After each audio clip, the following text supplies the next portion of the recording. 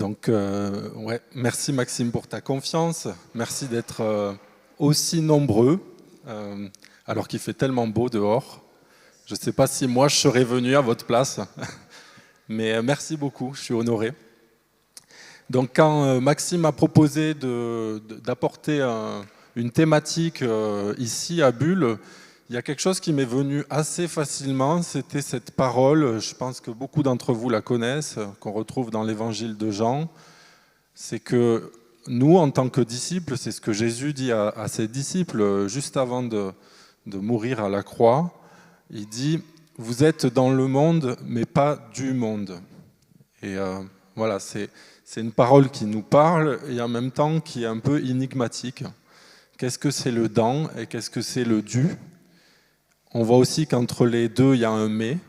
Ça montre bien qu'il y a un équilibre à trouver. Quand il y a un mais, en général, il y a des contradictions de l'équilibre à trouver.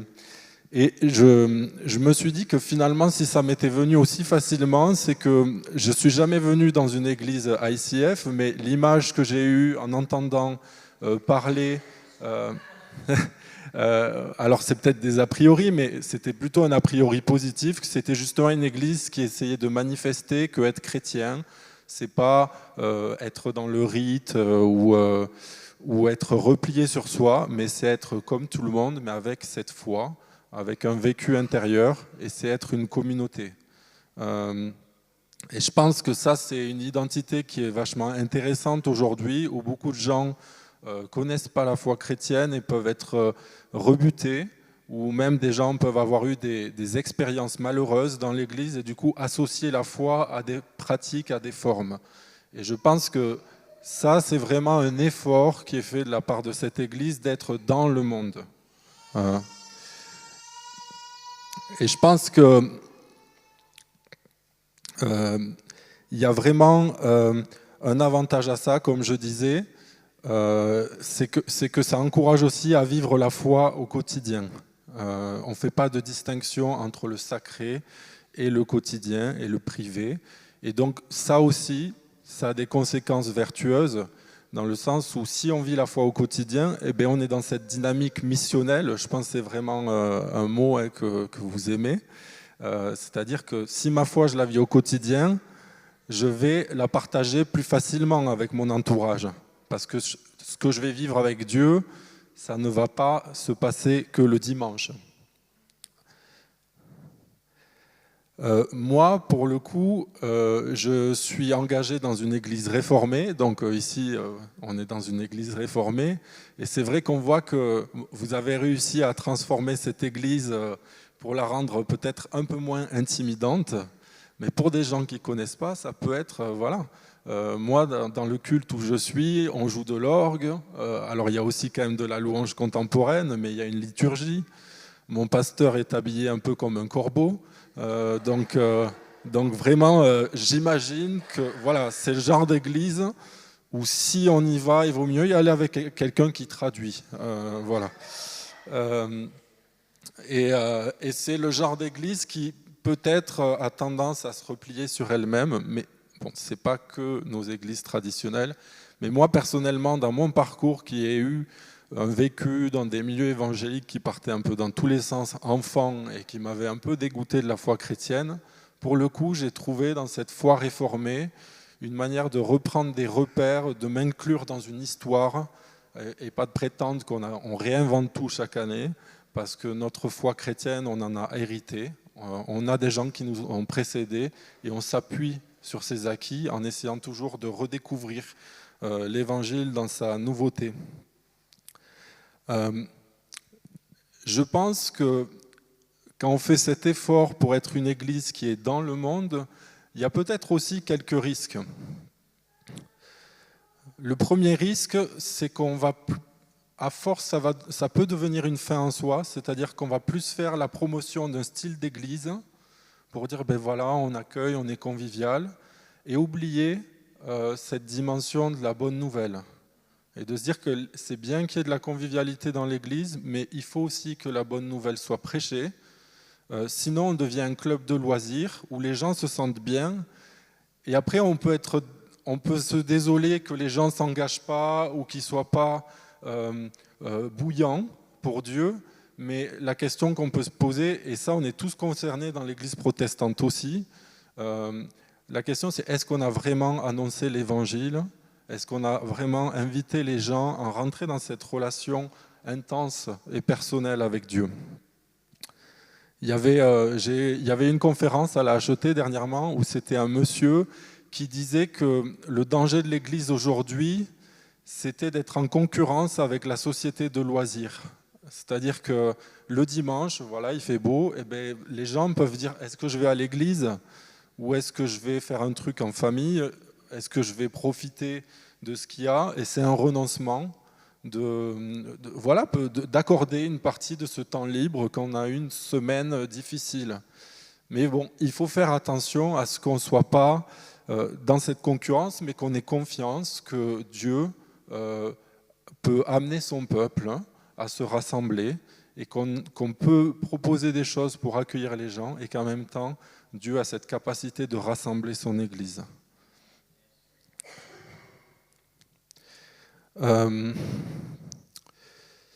J'essaye de retrouver.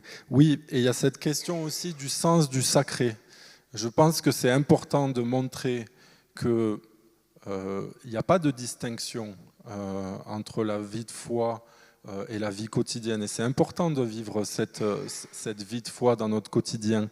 Mais il ne faut pas oublier qu'on a affaire aussi à un Dieu saint et trouver des manières de vivre ça, d'exprimer ça. En fait, j'ai complètement oublié mon PowerPoint, mais c'est bon. Parce que Jésus, en fait, il est venu, il a pris notre nature humaine sur lui, il est venu nous rejoindre dans notre misère, dans nos faiblesses.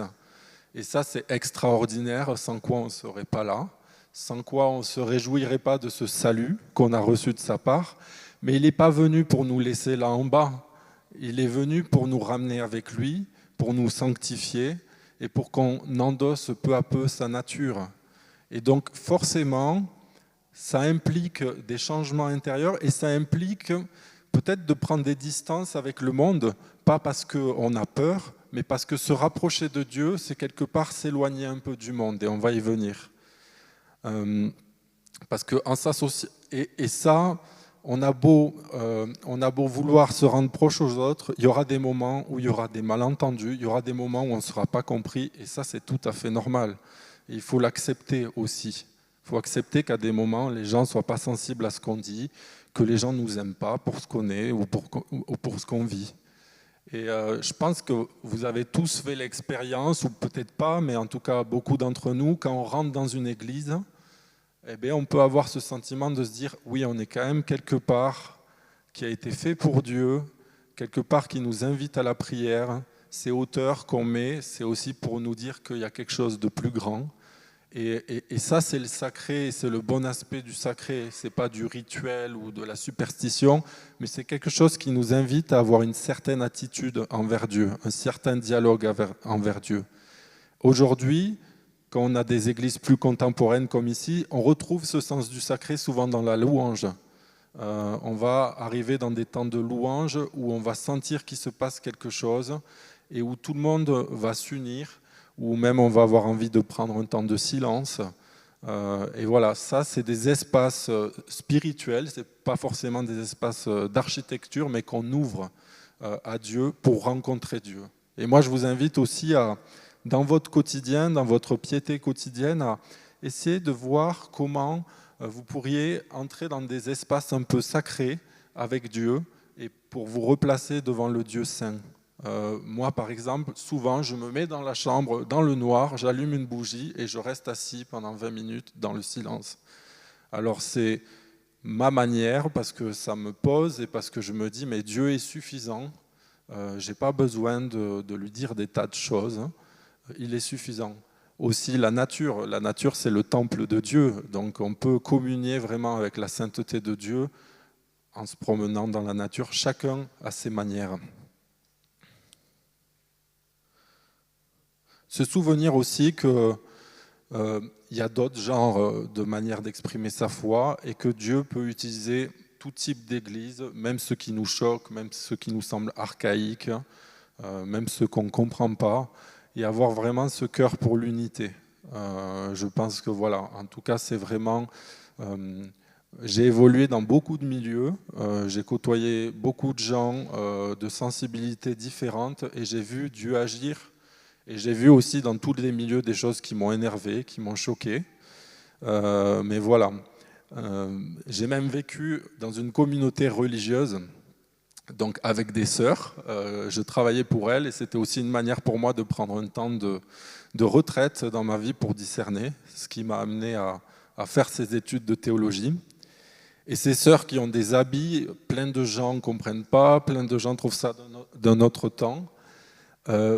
Mais ce qui est intéressant, c'est que dans le monde d'aujourd'hui, le fait d'avoir un habit, ça redevient subversif en fait, parce que ça fait plus partie du paysage. Et moi, des fois, ça m'arrivait de me balader avec elles dans la rue, d'en accompagner l'une ou l'autre, et les gens les arrêtaient dans la rue pour qu'elles prient pour eux. Donc, de se dire que des fois, est-ce que ça nous arrive beaucoup à nous, et que des fois, assumer cette différence, c'est aussi une manière de rejoindre le monde et d'être des phares. Alors comment on peut être des phares, être identifiés comme des personnes où on va dire « prie pour moi ». Et ça c'est sur le lieu de travail, c'est dans les associations.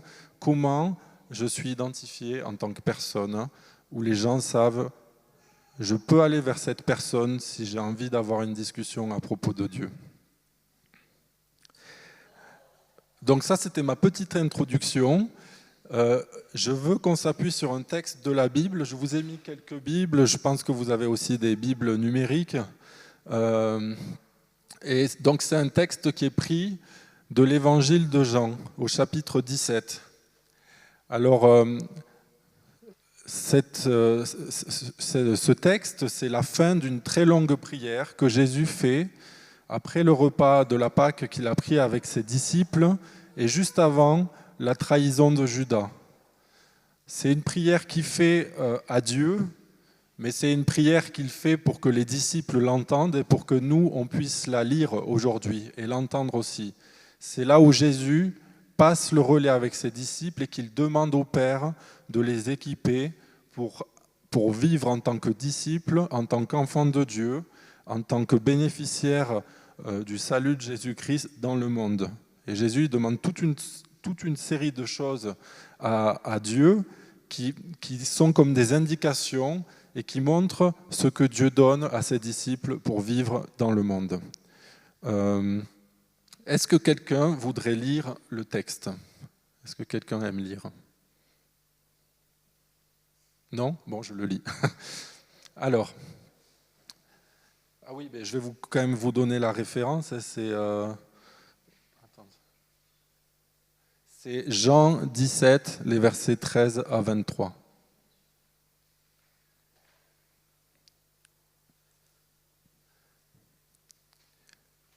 Donc c'est Jésus qui parle au Père.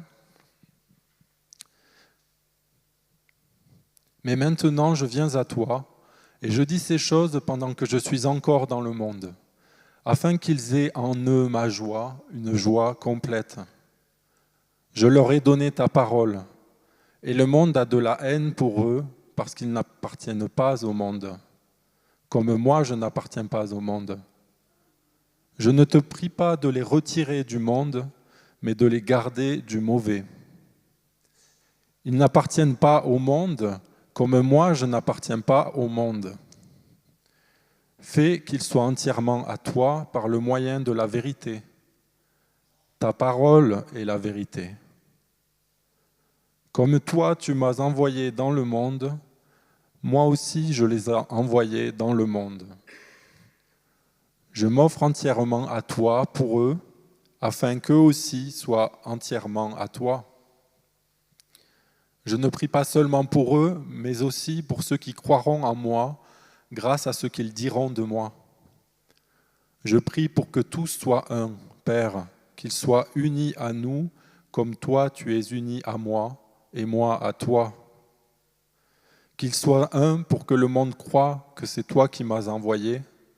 Je leur ai donné la gloire que tu m'as donnée, afin qu'ils soient un comme toi, et moi, nous sommes un. Je vis en eux, tu vis en moi. C'est ainsi qu'ils deviendront parfaitement un, afin que le monde reconnaisse que c'est toi qui m'as envoyé et que tu les as aimés comme tu m'as aimé.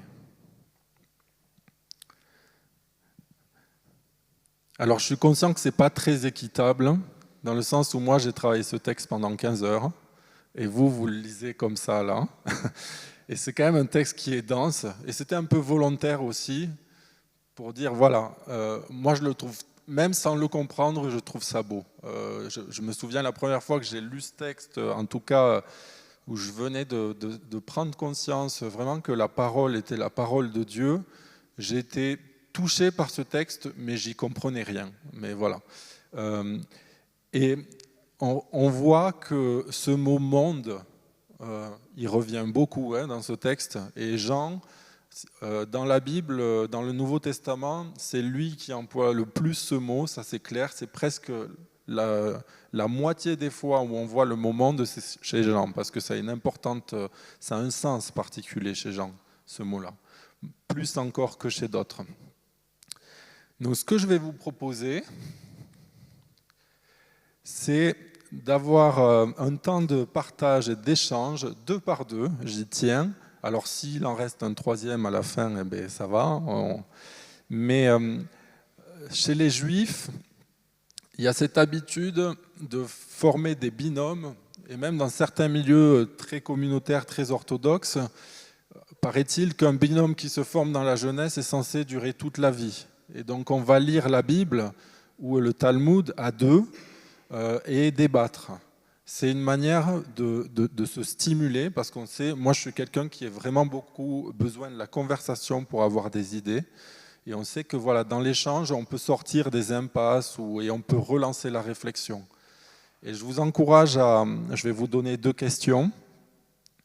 Et je vous encourage à vous décomplexer par rapport à ces échanges et à oser, comme les Juifs font, à aller aussi dans l'absurde, à poser vos interrogations, aussi les manières dont le texte peut vous révolter ou peut-être les autres pensées qui vous viennent, qui vous semblent rien avoir, et poser ça dans l'échange. Il faut vraiment avoir cette liberté, tout en gardant à l'esprit ces 2 questions que je vous pose et qu'on va travailler ensemble l'une après l'autre. Donc la première, c'est qu'est-ce qui te touche, te choque ou te questionne dans ce texte. Donc ça peut être vraiment le fruit de cet échange que vous allez avoir 2 par 2. Et ensuite, à ton avis, de quoi Jésus parle quand il dit le monde? Voilà. Donc est-ce que la consigne est claire pour tout le monde? Et je vais vous remettre la référence. Voilà, c'est Jean 17, les versets 13 à 23. Alors, je suis désolé de vous interrompre. Ça me fait en tout cas très plaisir de voir que l'exercice a pris et de vous avoir vu débattre comme ça. On se serait vraiment cru dans une yeshiva. Et ce que je vais vous proposer maintenant, c'est de prendre une question après l'autre et je vais vous demander de faire librement un petit compte rendu. Maxime fera passer le micro, il suffit de lever la main par rapport aux questions qui ont été posées. Attends, ça marche plus ce truc? Du coup, la première question, qu'est-ce qui vous touche, vous choque ou vous questionne dans ce texte?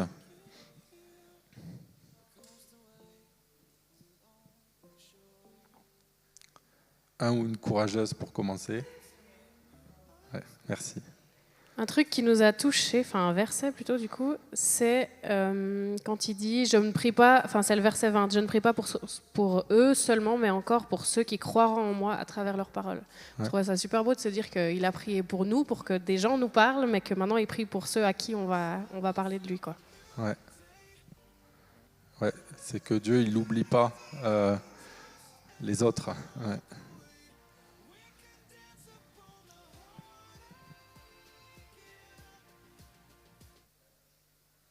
Je vais donner le mien. nous, on s'est dit qu'il y avait plus de choses qui nous touchaient, qui nous choquaient. Parce que finalement, choquer, il n'y a pas vraiment quelque chose qui nous choque, mais ce qui nous touche aussi, c'est cette notion de, comme Jésus dit toujours, toi et moi, qui seront comme moi et toi. La redondance de l'un et de l'autre et d'être un, quoi. Ça, c'est étonnant, et puis c'est beau, quoi, mais c'est à comprendre, quoi. Oui, c'est un texte qui est très répétitif, où les mots ils sont repris et en même temps on dirait que c'est la même chose mais c'est toujours un peu différent, donc ça vaut le coup de s'y attarder effectivement. Ah, il y a là-bas. Ah, non, c'est bon. Nous on a relevé le verset 15. Je ne te demande pas de les retirer du monde, mais je te demande de les protéger du mauvais. Ouais. Et ça, je trouvais vraiment magnifique, quoi. Enfin, on a trouvé très, très beau. Ouais. C'est un beau texte, mais qui... Pardon ? Il n'y a pas de jugement, ouais. Nous, ce qui nous a pas choqués, mais quand même qui nous a interpellés, c'est là où il dit que le monde va vous haïr. Ouais. Donc c'est quand même quelque chose qui me fait peur et qui... C'est bien qu'il nous prépare, mais pas quelque chose que j'évite de vivre, finalement. Merci pour votre sincérité. Moi, c'est pareil. Ça me fait aussi très peur. C'est pour ça que je me cache dans une école de théologie.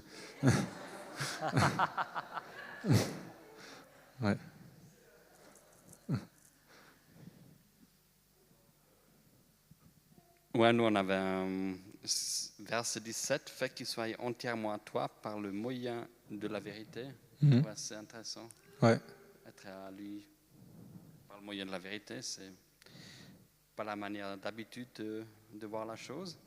Et après aussi plus tard, je m'offrais entièrement à toi pour eux, afin qu'eux soient vraiment à toi. Aussi, moi, en tout cas, moi, ça me dépasse toujours pourquoi qu'il a dû donner sa vie pour nous. C'est, je sais pas, c'est pas un échange qui est forcément très logique. Il n'y a encore personne qui a pu l'expliquer vraiment d'une manière très compréhensible. C'est la folie de la croix. On va peut-être passer à la prochaine question. Du coup, quand même, on voit que ce mot du monde, il revient beaucoup, surtout au début de ce passage. Et qu'est-ce que vous comprenez, soit par votre expérience ou par d'autres textes bibliques, ou juste dans ce texte que vous lisez, selon vous, qu'est-ce que c'est le monde finalement ? Parce qu'on voit qu'il y a quand même un sens particulier qui est donné. Et qu'est-ce que ce texte nous dit de ce que c'est le monde ? Est-ce que vous avez pu échanger sur ça un petit peu ?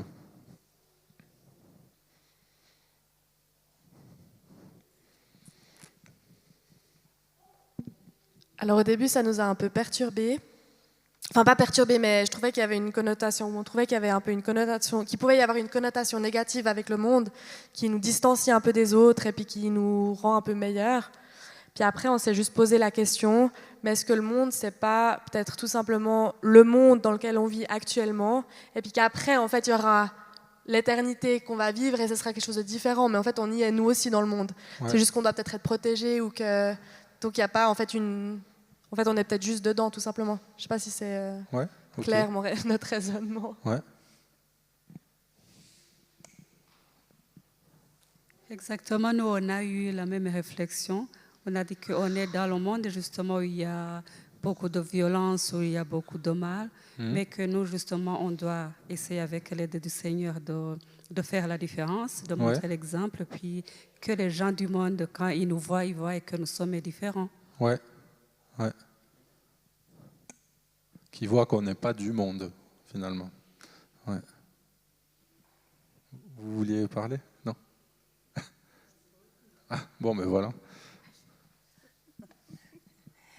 Et puis, je disais aussi, c'est que on est dans le monde, il y a nos collègues, nos potes et tout ça, mais on ne se sent pas meilleur. Par contre, on n'a pas la robe noire, mais les gens majoritairement savent d'où on vient et ils nous demandent effectivement de prier pour eux. Ouais. Mais parce qu'on est clair aussi au départ, on se présente en tant que chrétien. Mais on fait partie du monde et on est dans le monde, mais voilà, c'est peut-être ça. Ouais.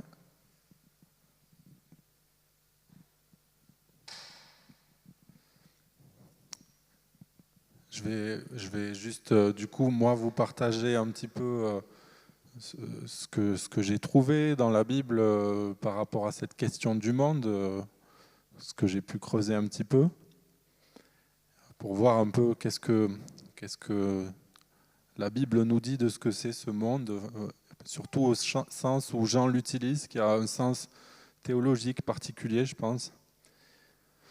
Déjà, le monde, le mot grec, c'est le cosmos, donc c'est tout le créé. Et à l'origine, le monde, la création, elle est parfaite, elle est bonne. On voit dans la Genèse que Dieu, il crée les choses et il dit c'est bon et c'est même très bon. Et l'homme, il est placé dans ce monde pour en jouir et aussi pour le garder. C'est-à-dire que Dieu a confié à l'homme une autorité de gardien. L'homme n'est pas propriétaire du monde, mais le monde lui est confié. Mais on sait que Adam a préféré donner autorité à la parole du serpent plutôt qu'à la parole de Dieu. Et en faisant ça, il s'est mis sous l'autorité du serpent, sur l'autorité de cette parole. Et du coup, l'autorité qu'il avait sur le monde, elle est passée entre les mains de l'ennemi.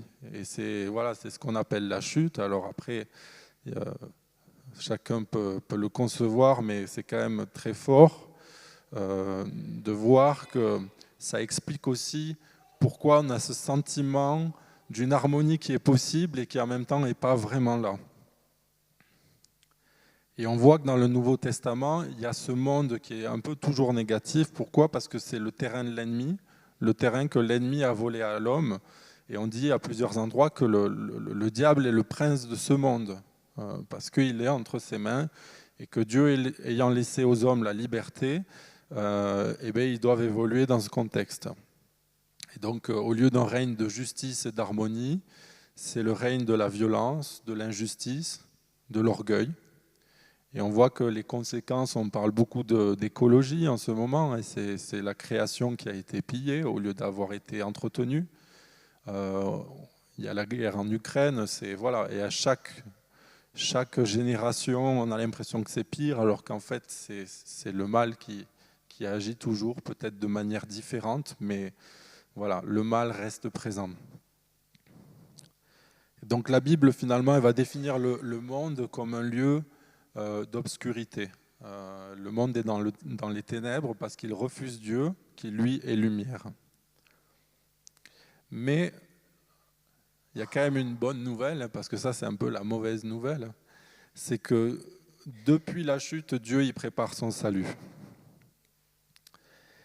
Et il s'est formé un peuple pour manifester sa présence, d'abord en commençant avec Abraham, qui a été le patriarche du peuple d'Israël, qui était le peuple élu de Dieu, qui est censé manifester au monde la sainteté de Dieu. Et d'Israël, il a fait venir Jésus-Christ, qui est mort pour le salut du monde. Donc on voit que ce monde, Dieu n'a jamais cessé de l'aimer malgré sa révolte. Et c'est grâce à ce plan de salut que nous, on est ici, qu'on est au bénéfice de ce salut auquel Jésus et Dieu ont œuvré. Donc finalement, le monde, même si on ne le voit pas, encore, c'est quand même un lieu de triomphe. On parle beaucoup en théologie, on aime bien, c'est le déjà et le pas encore. Alors quand on apprend ça, on le dit à toutes les sauces. Mais c'est vrai parce que c'est un peu ça la foi chrétienne. Il y a plein de paradoxes. On est à la fois saint et en même temps on doit se sanctifier. On est à la fois complètement libre et en même temps on est esclave de Dieu. Il y a des voilà. Et puis Dieu est victorieux et en même temps on voit que le monde continue d'être ce qu'il est. Mais c'est surtout parce que dans ce monde qui est aux mains de l'ennemi, depuis la venue de Jésus-Christ, Dieu bâtit son royaume qui n'est pas de ce monde. Et vraiment par le salut qu'on reçoit, et notre conversion, on est introduit dans ce royaume. Et ce royaume, il est spirituel, c'est le Saint-Esprit qui nous permet de voir justement ce qui n'est pas visible pour le monde, mais ce qui est déjà présent par la grâce de Dieu.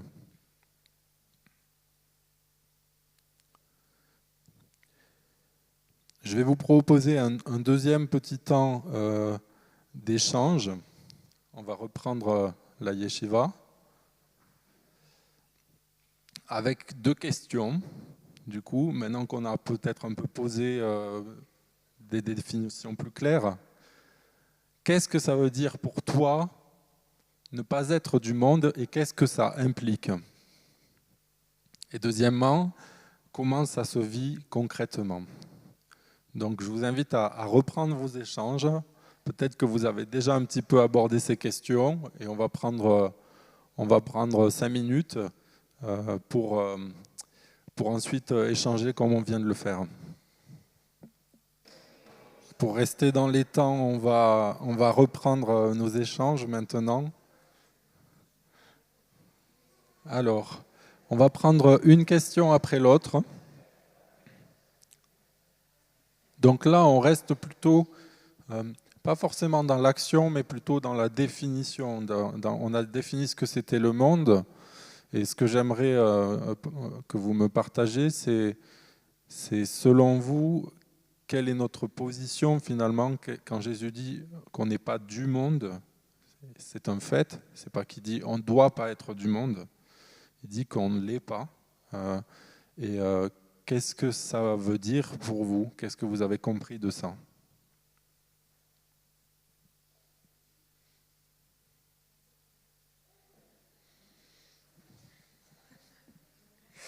Non, une des choses que nous, on a relevées, c'était le fait que ça implique une responsabilité aussi, justement, de suivre ce que Jésus nous demande, justement, c'est de ne pas être du monde et d'être des lumières et de transmettre ce message et de se responsabiliser, de se positionner aussi dans ce monde en disant, voilà, on veut affirmer, en fait, finalement, notre foi, pas en avoir peur et aller, en guillemets, contre le monde, quoi, par Jésus et en s'appuyant sur lui. Ouais, ok.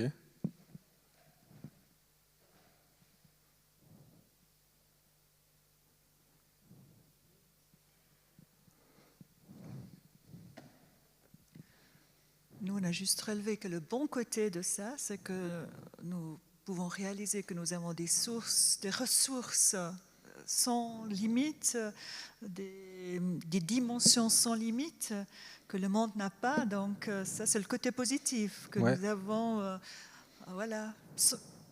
des possibilités, des ressources sans limite. Donc,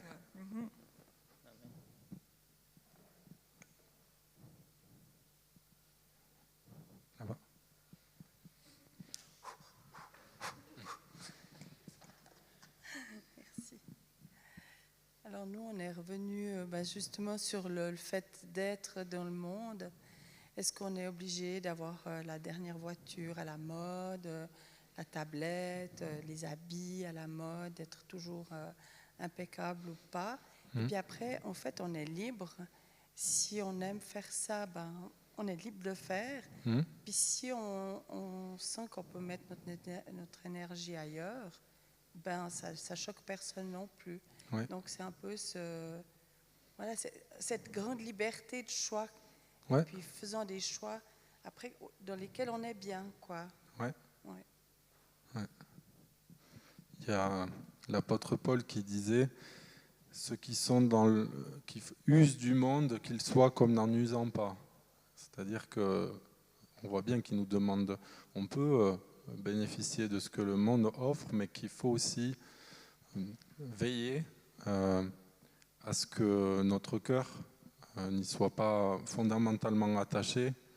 Il y a un psaume aussi, je crois que c'est le psaume 112, qui dit si vous amassez des richesses, n'y attachez pas votre cœur. Donc il n'y a pas cette opposition de Dieu au fait qu'on possède ou au fait qu'on profite de la vie, mais il faut veiller à ce que ces choses-là ne deviennent pas nos fondations.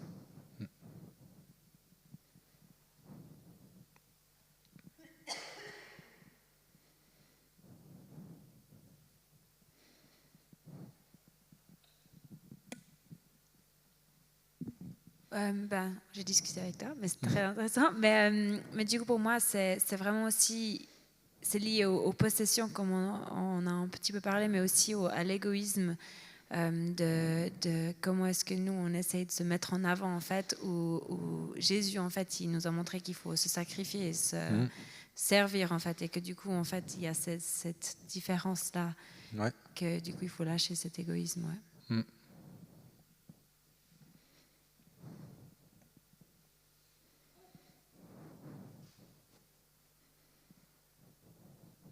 Est-ce qu'il y a quelqu'un d'autre qui veut intervenir? Sinon, je vais continuer. Voilà. Donc,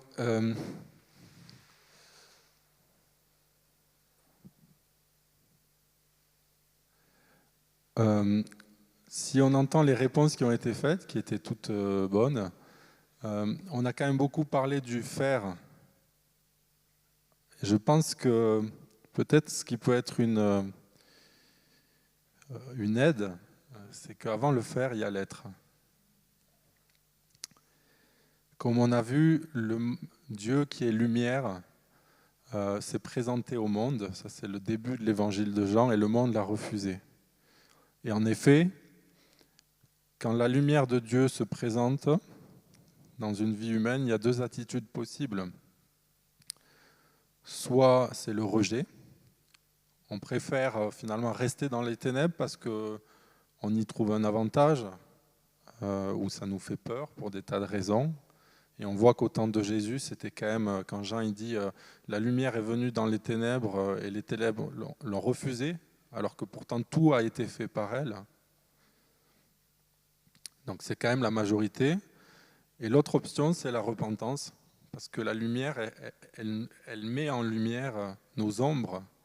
Elle met en lumière le fait qu'on s'est construit dans les ténèbres, et il faut ce mouvement de reconnaître ça et de lâcher tout ce qu'on a voulu construire avec cette matière première de ténèbres qui n'était pas la bonne, et de demander à Dieu de nous transformer. Et le grand cadeau, c'est que Dieu, si on reconnaît ça, il ne nous écrase pas, mais au contraire, il nous relève et il nous pardonne. Et donc, c'est un peu ça le message de la croix, c'est que la croix, elle nous demande d'accepter que rien en nous ou dans le monde n'est capable de nous sauver. Il y a seul le sacrifice de Jésus qui peut nous délivrer du péché, de la misère, de la mort, et restaurer une communion avec Dieu. Qu'est-ce qui se passe? On l'a évoqué tout à l'heure, c'est que par notre conversion, par notre nouvelle naissance, on change de royaume. On passe du royaume des ténèbres au royaume de la lumière. Et quelqu'un l'avait dit tout à l'heure, en s'associant à Jésus, qui est la lumière du monde, on devient nous-mêmes lumière, parce qu'on hérite de sa nature.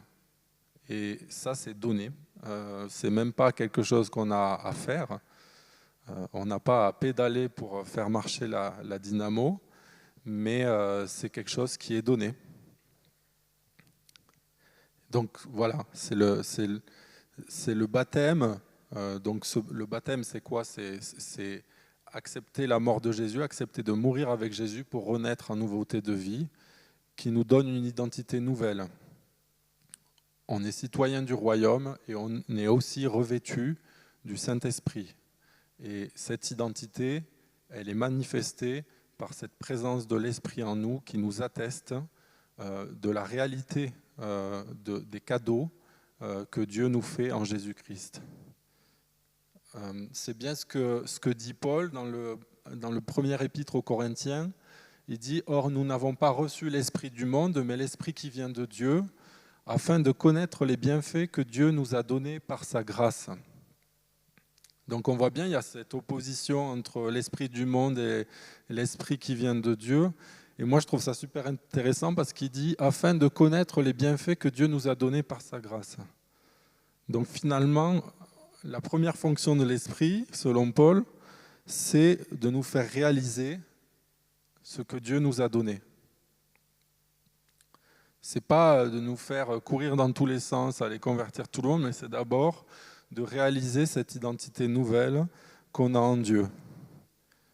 C'est un fait, c'est pas quelque chose qu'on a à manifester. C'est un fait, et peut-être la première chose, et qui est des fois la plus dure pour nous, c'est de le réaliser. C'est de prendre le temps de s'arrêter sur ça et de dire « Je suis enfant de Dieu, je suis citoyen du royaume, et j'ai ce sceau de l'esprit qui fait que j'ai changé de nature. Clairement, je suis enfant de Dieu. » Et j'avais cette image de l'huile et de l'eau. Je trouve ça intéressant parce que dans la Bible, souvent l'esprit est associé à l'huile, c'est l'onction qu'on pose sur le roi pour que Dieu le revête de son esprit. Et je me dis, c'est un peu ça en fait. C'est que peut-être nous avant, si on reprend cette image, on était dans cette eau et Dieu nous a changé de nature. Et on est devenu comme cette huile. Et l'huile, elle n'essaye pas de prouver qu'elle n'est pas de l'eau, c'est juste qu'elle ne peut pas faire autrement. Et on voit qu'elle ne se mélange pas. Et ce n'est pas parce qu'elle ne veut pas se mélanger, c'est juste un fait. Et je pense que c'est une image qui se vaut, mais qui peut aider pour comprendre cette identité qu'on a reçue gratuitement. Mais on voit aussi que dans le monde, une fois que ça s'est établi, ce n'est pas sans tension. On en a parlé. Il y a l'attrait de ce que le monde nous propose, que ce soit la sécurité des possessions ou le fait de mettre, on parlait de l'égoïsme et de faire passer son désir devant tout et d'œuvrer à son plaisir. On est quand même dans une société qui nous incite beaucoup à nous faire plaisir, ce qui n'est pas mauvais en soi, mais qui peut être, s'il n'y a que ça, si on prend que son désir pour référence, on oublie de laisser une place à Dieu. On voit qu'il y a aussi des formes de sagesse, que ce soit des spiritualités, des courants politiques ou philosophiques qui cherchent à nous influencer et qui peuvent même en tant que chrétiens avoir un impact sur nous si on n'est pas vigilant et qui peuvent nous éloigner de Dieu. Je regardais tout à l'heure un documentaire sur des jeunes qui ont choisi de changer de sexe et qui regrettaient. Alors c'est un documentaire qui était sur la RTS et où il montrait que les médecins sont en train de faire machine arrière parce qu'ils se rendent compte que le nombre de transsexuels a explosé et qu'ils se disent que c'est peut-être plus lié au mal-être d'une génération qu'à des vrais troubles identitaires comme il y en avait beaucoup plus rarement avant. Ce qui est intéressant, c'est que j'ai appris que dans l'État de Vaud, qui a été un des premiers à vraiment imposer par-dessus l'autorité parentale la possibilité pour des enfants de changer de sexe au niveau administratif, c'est-à-dire de changer et d'obliger les professeurs à les employer par un nouveau, en disant il pour elle ou inversement. Et il disait que c'était au nom du droit à l'autodétermination. Et je trouve que c'est hyper intéressant parce que c'est typiquement ça que le monde nous propose. C'est que si on n'a plus de référence à Dieu, c'est nous-mêmes qui nous déterminons. Et moi, je trouve ça encore incroyable que le monde tienne debout parce que si on n'a pas une référence à quelque chose de plus grand que nous, comment justifier la paix, l'harmonie, le respect? Si je décide, moi, de ma propre autorité, que je ne respecte personne et que je tue qui je veux, sous quelle autorité, quel être humain pourrait prétendre avoir plus d'autorité que moi pour m'en empêcher? Et je pense que vraiment la foi en Dieu nous permet de nous ancrer dans des valeurs. Et voilà, Paul, il dit que la folie de la croix, elle est plus sage que la sagesse du monde. Et Silvano disait tout à l'heure que la croix, voilà quoi, c'est compliqué, personne n'a réussi à vraiment expliquer. Et oui, personne a. Et moi, c'est vrai que ça a été longtemps aussi, et ça allait encore.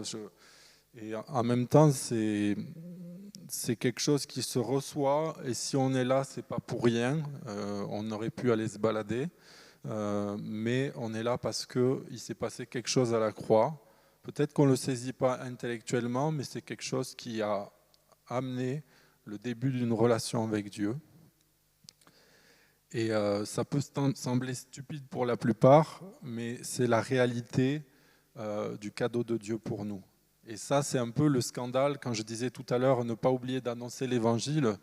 Moi, je trouve que c'est toujours un espèce de vertige quand je commence à parler de la croix à quelqu'un, parce que je sais que là, je suis sur un terrain où je ne pourrai plus argumenter. Il n'y a que le Saint-Esprit qui peut convaincre, mais je peux dire, encore à une époque où on faisait des sacrifices d'animaux, on pouvait à peu près comprendre qu'est-ce que ça voulait dire, mais aujourd'hui, les gens ne comprennent pas quel sens ça peut avoir.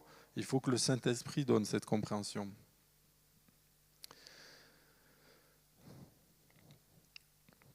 Et donc on doit veiller, nous, à ne pas avoir des cœurs divisés, comme ça a été dit. On pense à la parabole du semeur. Jésus il dit que les épines qu'on voit au milieu, c'est ça qui empêche la semence de vraiment porter du fruit, et il dit que c'est les plaisirs de la vie, donc et l'attrait des richesses. Donc on voit vraiment que ça, c'est les moyens du monde aussi pour nous donner des fondations et pour nous éloigner de Dieu. Encore une fois, ce n'est pas mauvais en soi, mais il faut que ça soit quand même soumis à l'autorité de Dieu. Et on voit que dans la Bible, il y a des paroles très fortes chez plusieurs personnes qui nous disent vraiment faites attention, quoi, parce que c'est vrai qu'on est libre de tout et en même temps on est aussi responsable de l'usage qu'on fait de ces choses. Et que quand Jésus il dit si ta main est une occasion de chute, coupe ta main, c'est aussi ça, c'est que voilà, c'est normal d'avoir des mains, mais en même temps si ta main elle te fait chuter, il faut quand même faire quelque chose, quoi. Et c'est pareil finalement avec nos possessions, avec les richesses. Et quelque chose qui a été dit par vous, on s'expose quand même au rejet, à la persécution. Et ça, on a beau vouloir avoir l'air des chrétiens sympas, ouverts, eh bien, on sera toujours un peu... il y aura toujours un moment où si on est vraiment engagé avec Dieu, on vivra ça quelque part. Et alors ça peut faire peur, je suis d'accord, moi le premier, mais il ne faut pas oublier ça et demander à Dieu aussi qu'il nous fortifie, qu'il fortifie notre foi pour qu'on le vive sainement aussi, on ne doit pas chercher ça.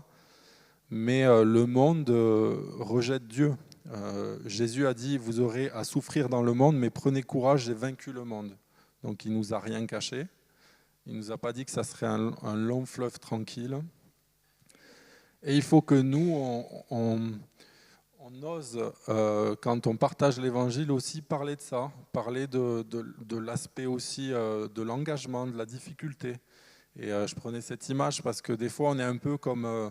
on parle beaucoup de l'amour de Dieu, de tout l'aspect positif qu'il y a à devenir un chrétien, mais c'est un peu comme les gens qui font signer des contrats mais qui ne montrent pas toutes les clauses en bas. Alors que la parole de Dieu est claire et on voit que dans ces belles paroles de Jésus, c'est magnifique. Et en même temps, au milieu, il dit le monde vous hait, garde-les du mauvais. Donc on voit qu'il ne nie pas qu'il y a une partie de combat. Et on voit notamment, il y a encore des chrétiens aujourd'hui qui sont persécutés.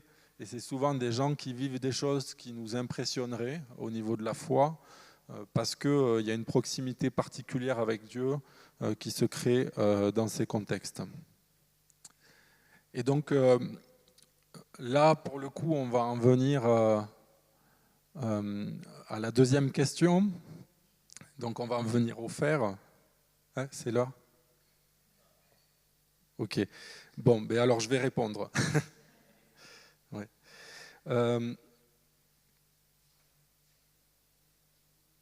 Donc, quels outils on a pour vivre ça ? Donc, je reviens à la base, c'est la parole de Dieu qui nous apprend qui on est, qui est Dieu pour nous et qui on est pour lui.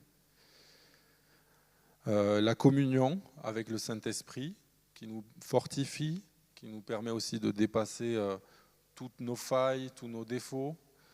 Comment on nourrit cette communion ? Ben, on a parlé de la prière, on a parlé il y a la louange, il y a toute forme de tout ce qui nous rapproche de Dieu, ces temps mis à part. La sanctification, Et être chrétien, c'est pas être plus honnête, plus gentil que les autres, mais c'est croire que dans l'union à Jésus, si on se rapproche de Jésus, forcément, on va changer. Et c'est la communion qui est la première. C'est un peu comme les gens quand ils font des régimes. J'avais lu ça dans un article. Il y a la persuasion mentale, mais ça ne marche jamais parce qu'on se persuade, mais on n'a pas changé nos croyances sur ce qui est bon de manger ou pas. Et du coup, on s'épuise et après, on reprend du poids. Et je pense que des fois, dans notre marche avec Dieu, on est un peu comme ça. C'est qu'on essaye, on s'épuise, on tombe, on se décourage parce qu'on fait par nos propres forces. Et c'est la communion avec Jésus qui nous permet d'avoir ces forces. Et c'est OK si on part de loin, parce qu'il y a la grâce. Et la grâce, c'est ce qui nous apprend qu'on a un Père qui nous laisse marcher, qui accepte qu'on tombe, qui accepte qu'on fasse des bêtises, qu'on se trompe. Et la vie avec Dieu, ce n'est pas un combat, mais c'est une relation d'amour. Et du coup, le témoignage que ça va être, cette grâce, c'est qu'on ne va pas donner le témoignage au monde qu'on est des gens parfaits. Et je pense que ça, c'est dangereux de vouloir montrer ça. Il faut être aussi authentique. Mais les gens peuvent voir de dire, mais cette personne, elle a tellement de défauts, mais elle est tellement heureuse et elle se sait aimer. Ça se voit. Et je pense que ça, c'est beaucoup plus puissant que de voir des gens parfaits. Et enfin, pour terminer, c'est le témoignage de l'amour. Il y a... Ah non, je ne l'ai pas mis. Il y a un autre verset qui correspond un peu à ce qu'on a vu dans le texte, dans l'évangile de Jean, au chapitre 13, où Jésus dit « Je vous donne un commandement nouveau, aimez-vous les uns les autres. Il faut que vous vous aimiez les uns les autres comme je vous ai aimé. Si vous avez de l'amour les uns pour les autres, alors tous sauront que vous êtes mes disciples. » Et pour les gens qui ont un peu peur d'évangéliser, je trouve que c'est quand même une bonne nouvelle. Alors que Matthieu, il dit « Allez, faites des disciples », que Marc, il dit « Chassez des démons et attrapez des serpents », ou je ne sais pas quoi. C'est des envois un peu radicaux. Jean, ce qu'il met dans la bouche de Jésus, c'est « Aimez-vous les uns les autres ». Et c'est ça qui va évangéliser le monde. Et ça, c'est ce que vous vivez ici, c'est ce que vous aspirez à vivre ici. Comment on y arrive ? Toujours en se rapprochant de Jésus. On ne peut pas aimer quelqu'un qui nous énerve, ce n'est pas possible. Il vaut mieux travailler ça avec Dieu, le reconnaître sincèrement, plutôt que de s'épuiser, mais croire que dans notre vie de prière, dans notre relation avec Dieu, les choses bougent. Et je trouve ça beau, parce que finalement, notre service nous permet, si on est au service de notre prochain, si on est au service de notre Église, ça va nous donner des occasions de témoigner d'une vie, de témoigner de notre foi. Et je crois que c'est vraiment un bon moyen. En tout cas, moi je vois que, pour donner un exemple, depuis que je suis étudiant en théologie, moi qui avais toujours un peu peur d'évangéliser, je suis obligé d'évangéliser parce que quand on me dit « qu'est-ce que tu fais ?» Je suis étudiant en théologie, alors je parle forcément de Dieu. Ah bon, tu crois en Dieu, etc. Et je pense que c'est ça, c'est que si on vit cette communion dans l'Église, si on se met au service pour l'amour de nos frères et sœurs, qu'est-ce que tu as fait ce week-end ? Ah, j'ai fait ça avec mon Église. Et ça donne aussi des occasions d'évangéliser. Et c'est beaucoup plus naturel que il faut absolument que je parle à Dieu de cette personne, à Dieu de cette personne. C'est notre engagement vis-à-vis de nos frères et sœurs qui peut nous donner des impulsions finalement pour témoigner. Donc voilà, j'ai terminé. Désolé, j'étais un peu long. On propose quand même pour la prière, comment on fait ? Peut-être que tu peux conclure en prière. Par la prière, si c'est important. Donc je vais prier pour vous, pour nous, parce que voilà, tout ce que j'ai partagé, j'essaye de le vivre et en même temps, j'ai beaucoup de contradictions et je l'assume devant Dieu. Et je sais qu'il m'aime, mais voilà, je pense qu'on a tous besoin de se remettre face à Dieu et de lui demander de nous révéler qui on est pour lui. Seigneur Père, merci pour ta grâce, merci pour ce moment. Merci parce qu'on vit dans un pays où on peut se réunir librement, on peut bénéficier de ces lieux, on peut bénéficier de tout ce qu'il faut pour vivre. Je te remercie pour ça parce que ce n'est pas quelque chose que tout le monde a. Et je te prie que ce qui a été dit et ce qui a pu toucher les cœurs puisse porter du fruit, Seigneur, et particulièrement qu'on puisse se replacer, Seigneur, dans cette identité que tu nous as offerte en Jésus-Christ, dans ce cadeau de ta grâce, et qu'on puisse nourrir cette communion au Saint-Esprit qui nous donne toutes les ressources qui viennent de toi, qu'on puisse aussi abandonner les efforts inutiles qui peut-être nous découragent ou nous épuisent, Seigneur, et vraiment découvrir cet esprit d'adoption, lâcher toute servitude, Seigneur, et vraiment découvrir ton amour de Père et marcher avec toutes nos imperfections, avec l'assurance que tu nous aimes et que tu nous donnes une place particulière dans ton royaume, Seigneur, qui nous permet de faire la différence.